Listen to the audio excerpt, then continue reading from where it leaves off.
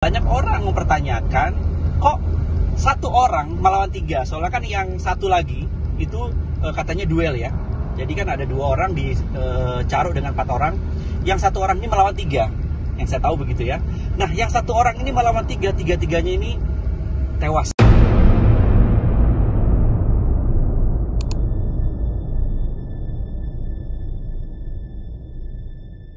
Assalamualaikum warahmatullahi wabarakatuh. Apa kabar para penjaga alam dimanapun berada?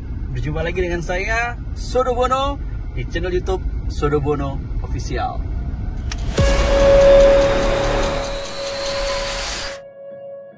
Apa kabar teman-teman sekalian? Semoga selalu dalam keadaan sehat walafiat, tidak kurang satu apapun. Apabila ada yang sakit, mudah-mudahan segera diangkat penyakitnya oleh Allah Subhanahu wa taala. Amin. Amin ya rabbal alamin. Teman-teman sekalian, mohon maaf.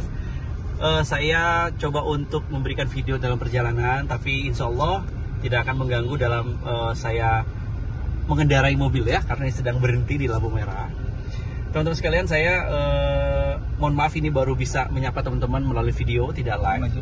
Karena kebetulan ini setelah pulang dari kegiatan saya ada di daerah Pelabuhan Ratu, teman-teman sekalian ya.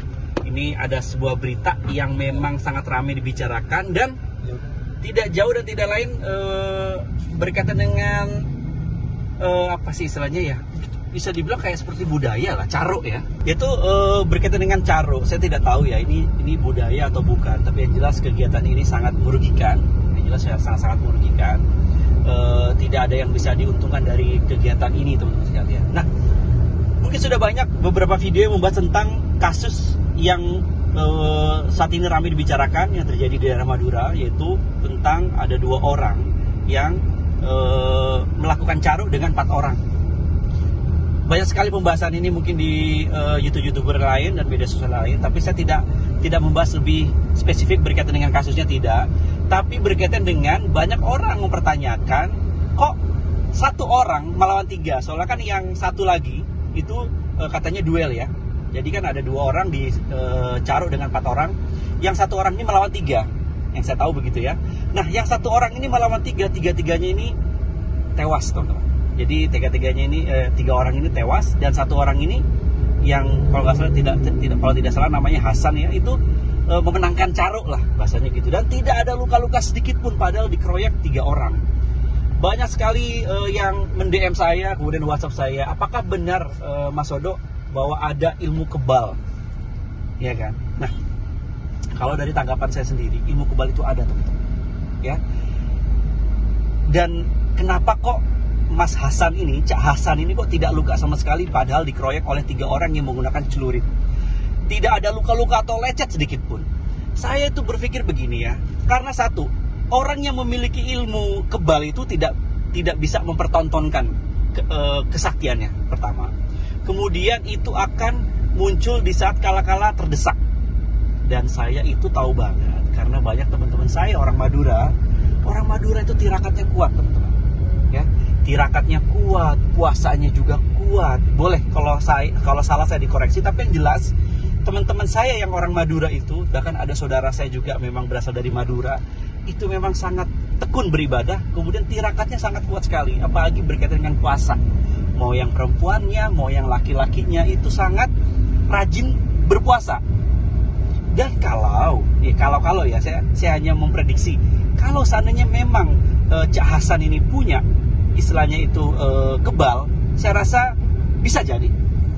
Dan itu muncul saat dia memang terdesak, dalam kondisi terdesak. Yang saya tahu isunya adalah yang dikeroyok ini sebenarnya sudah kesal ya dengan korban-korban itu, dan dia akhirnya menantang untuk Caro karena dia sering dalam tanda kutip menurut informasi yang saya dapat itu dia sering dibully ya. Jadi ibaratnya dia sakit hati dengan perilaku dari korban-korban ini. Akhirnya Hasan ini menantang untuk Caro, dan tidak ada luka sedikit pun yang diterima oleh Hasan. Untuk itu saya percaya sekali jikalau memang ilmu kebal itu ada, dan ilmu kebal itu bersifat seperti ini, teman-teman. Dalam keadaan terdesak, kemudian kita memang dalam keadaan bisa dibilang itu sering melakukan tirakat, sering melakukan kegiatan-kegiatan yang istilahnya itu mendekatkan diri pada Yang Maha Kuasa. Ya barangkali dalam tanda kutip, saya tidak membenarkan juga perilaku kegiatan tersebut. Dalam hal ini saya ingin mengomentari kaitannya dengan kebalnya itu tadi. Ya walau alam, saya percaya itu. Dalam keadaan terdesak, dalam keadaan kita situasi yang tidak memungkinkan, ya walau alam, akhirnya energi itu akan muncul dari dalam tubuh kita. Walau alam. Tapi yang jelas, saya tidak mendukung kegiatan-kegiatan tersebut. Mudah-mudahan orang yang Hasan dan teman ini yang melakukan kegiatan tersebut ya dapat dihukum sesuai dengan perilakunya. Mungkin itu saja yang bisa saya sampaikan. Inti dari video ini adalah, jikalau kita memang berbuat baik, menjalankan ibadah dengan baik, kemudian selalu berdoa dimanapun kita berada untuk meminta keselamatan, insya Allah hal keajaiban apapun akan bisa terjadi, teman-teman. Kita tidak tahu pertolongan Allah seperti apa dan bagaimana rupanya. Mungkin itu saja. Wassalamualaikum warahmatullahi wabarakatuh.